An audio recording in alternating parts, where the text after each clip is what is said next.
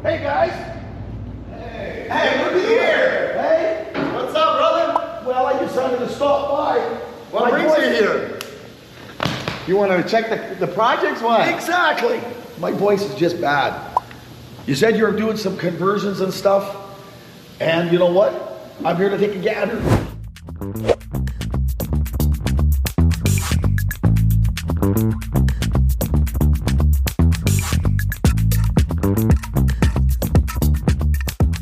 It looks like you're doing a conversion on this? Yes, we did a really nice conversion on it. As you can see, we're still working on it, but we went and put a LT engine, brand new 6.2 liter engine. Oh, sorry. And a 10-speed automatic transmission. You get rid of everything in this vehicle. Well, yeah, I mean, these things don't run over 40 miles an hour. You know, 50 miles an hour, you're pushing it now, we can go 100 miles an hour. I tell you what, I like this. It's nice and clean. We try to do all, you know, trying to hide the wires as much as we can. On this one, we don't have a lot of room inside, so we have to do it here, and I want to put it where it's not going to get wet or anything. But if I could, I would put it inside. It's very interesting, because I tell you what, the more cleaner it looks, the simpler it looks when somebody looks at it. They look at it and go, oh, that's easy. Well, it's not very complicated at all. Yeah, all you got to do is order parts in wish.com. I can guarantee you not a part on this thing fit.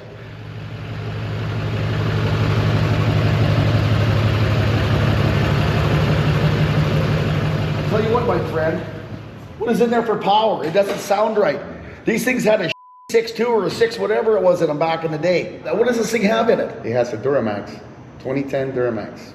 An LMNO PQRS? What is it? It's an element, yeah. It's an element? So yeah, it's something that you know, we wanted to have a Humvee for a very long time. I think it's every car guy's wish, right? Tell you to what, have one. It's every guy's wish. It's into vehicles and into stuff to have one of these. So tell me, again, it looks like it took you 15 minutes to put this in. How long? Well, believe it or not, it took us 2 weeks to build the entire thing, but it was 15 of us, and we were working 12 hours a day because we had to make it to muscle cars at the strip. So how many hours is that then? I'm not sure, I lost count. I just know that we paid a lot of money on people to help us out to get all these things done for the show.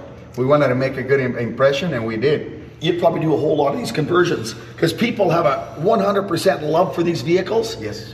And not all of them come with the Duramaxes. No, only the Alpha came with the Duramax. And they're expensive. They're very expensive, yes.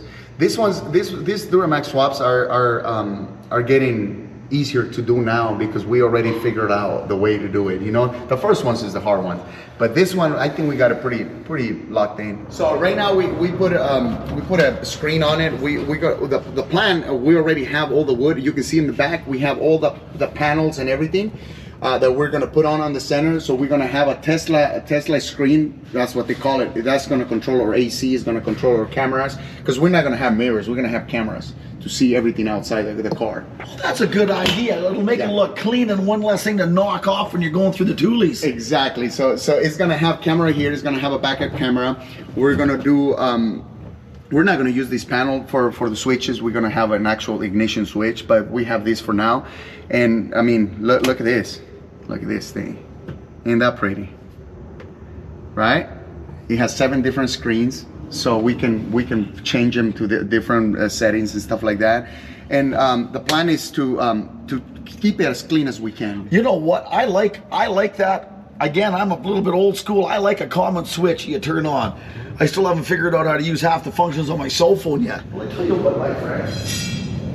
You got some pretty neat stuff here. I see you got a Mustang over here. Yeah, we got a 67 Mustang. We got a C10. So, I tell you what. Tell me a little bit about this car. It's got, I see an air nipple on there. What's that for? So on that air nipple is compressed air. You put compressed air and 4 shocks come out on the chassis and pick the whole car up so you can change the tires. You know what? Do you know who had that a long time ago, that system? Who was that? Citroen. Really? Citroen is a very interesting vehicle. They are very interesting. They had the jacks on. Yeah. It makes it easier to change the tires for sure. And they also had the new systems you get on the Dodges and stuff. Yeah. For the air ride? For the air ride. Air ride, that was all Citroen had that all back in the day. This one has all electronics and everything for the air, for the suspension, so you can lower it when you're running. And it has all the systems still. The only thing is that the engine blew up and the transmission was out also. So we can't afford to put a What do you pick up a core for? This one we paid, if I'm correct, $46,000. Is that a good deal? What's this car worth fixed? I mean, they go for 300 and some thousand with everything running. I tell you So what, 40 something, I think it's a fair deal. I tell you what, I think you're right. I think it is. What is with this? This looks like it's already finished and done. What's with this? So this one, they brought it from Mexico. Another one from Mexico. Another one from Mexico. Yeah, these people own the racetrack in Mexico, the Sanding. Nice. The Sanding Racing, they're well known. So they brought me a car. They Dodge guys, but they building a Chevy, and they're like, okay, cool. Well, they finally seen the light. Yeah, there you go. Finally, somebody understood well. Anyways, they give us the opportunity to build them a new LT engine on it, and let me show you. Sure. Guys, can you guys pull the hood, please? I like that face. Look at that face. That's a 1,000 words. You got some more big power in here. Yeah, this is a LT4, 650 horsepower. When we're done, it's probably going to have seven something, and it is backed with an 8-speed automatic transmission. So it's make it reliable and fast. I tell you what, it'll turn on. Oh yeah, every time. I tell you what. And you know what? It's the only way. This old stuff, everybody goes, oh, I want a muscle car, I want a muscle car, I want a muscle car. Well, you know what? Your average Toyota's got more power than the muscle car had back in the day. Yep. But the other thing is, they're horrible to drive if they're stock. You're not used to it. You have no idea what the creature comforts are that you've become used to. Right. And when you do a retro mod on this stuff, it makes it such a wonderful piece. You got the styling, which counts. You got the power, and you got the handling. You got it all in one package. Reliable.